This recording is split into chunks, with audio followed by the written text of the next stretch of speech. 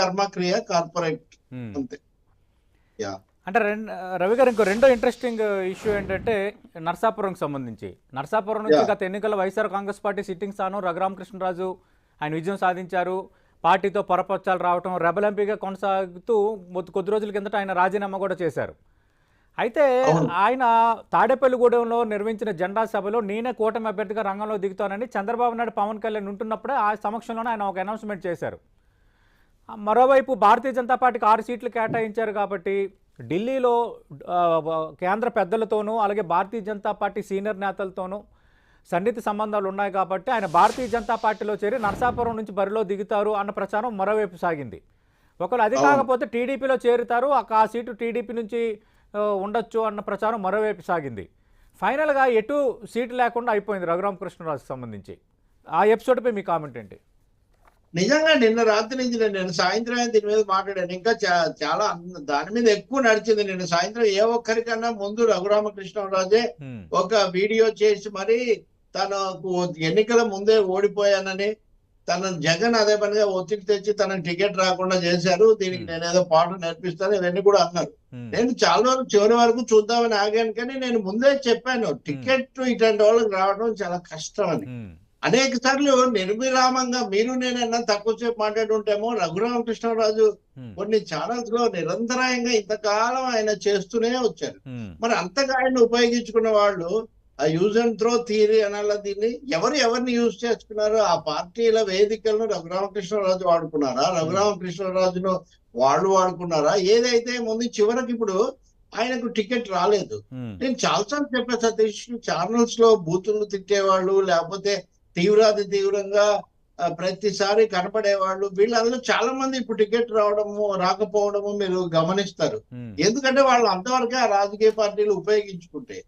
ఈయన విషయంలో ఈయన బీజేపీలో గెలిచి వైసీపీలో చేరి అక్కడ ఎంపీ అయి అక్కడ కుదరగా బయటకు వచ్చేసి ఆయన చాలా సమస్యల మీద కూడా మాట్లాడారు, అందులో సందేహం ఏం లేదు. కానీ ఎక్కువ భాగం అది వ్యక్తిగతమైన వ్యవహారంగా అది నడిచింది. ఆయన అరెస్ట్ చేశారు, సుప్రీంకోర్టు దాకా కేసు వెళ్ళింది, వాటిని అందరూ ఖండించిన అవన్నీ అయ్యాయి. ఉమ్, ఇన్ని అయ్యాక మరి తెలుగుదేశం ఆయన ఓన్ చేసుకోలేదు, ఇటు బీజేపీ చేసుకోలేదు, జనసేనకు అవకాశం అనేది ఉన్నదే 2 సీట్లు కాబట్టి. ఉమ్, అంటే ఈ చివరకు ఎవరికి కూడా ఎవ్వరు తమ సొంతం అనుకున్నటువంటి పరిస్థితిలో ఆయన పడిపోయారు. ఉమ్, ఇక్కడ నాకు ఆశ్చర్యం కలిగించే విషయాలు 2 సతీష్. సార్.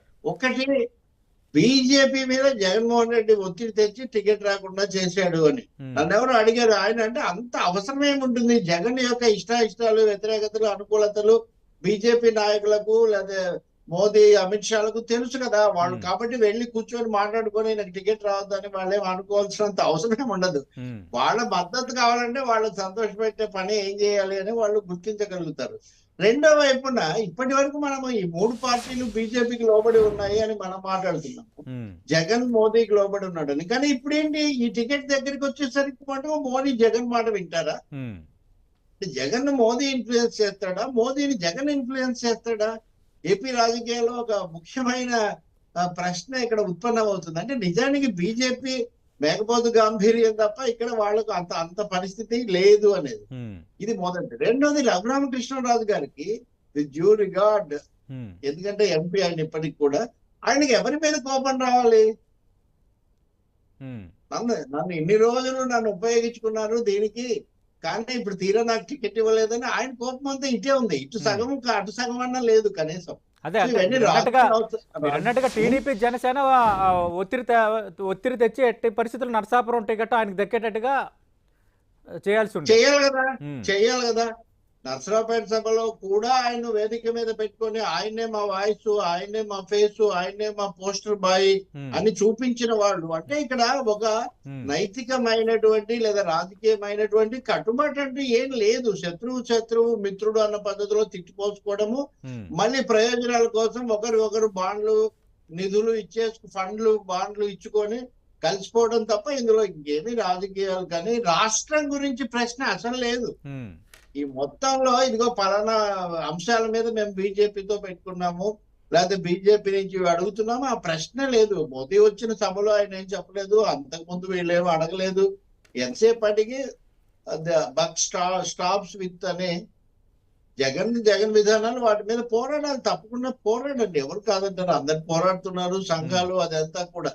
కానీ ఎవరు మీరే ఆ పార్టీలో వాళ్ళని నిన్నటిదాకా ఉన్న వాళ్ళని ఇక్కడ చేర్చుకొని ఇంకా ఆయన మీద ఏం పోరాడతారు? వీర విధేయులు మేమని ఉమ్, ప్రకటించిన వాళ్ళు మీ జెండా మీ జెండానో మీ గుర్తో కప్పుకోగానే అంతా ప్రక్షాళన అయిపోతుందా? ఉమ్, కాబట్టి ఇక్కడ అప్పుడెప్పుడో కొసరాజు పాటరాజు పార్టీలన్నీ వేరు వేరయ్యా, ఉమ్, ఆ, రీతులు మాత్రం ఒక్కటేనాయా అని పాలక పార్టీల గురించి నేను ముఖ్యంగా చెప్తున్నాను. ఓకే. నిజంగా చాలా హాస్యాస్పదమైన పరిస్థితి ఇది. ఉమ్, నర్సాపురం సీటు అభ్యర్థిని నియమించిన ఎంపిక ఈ పద్ధతి చివరి వరకు దాగుడు మూతలాడటం, ఉమ్, 3 పార్టీల మధ్యలో కూడా వినటం.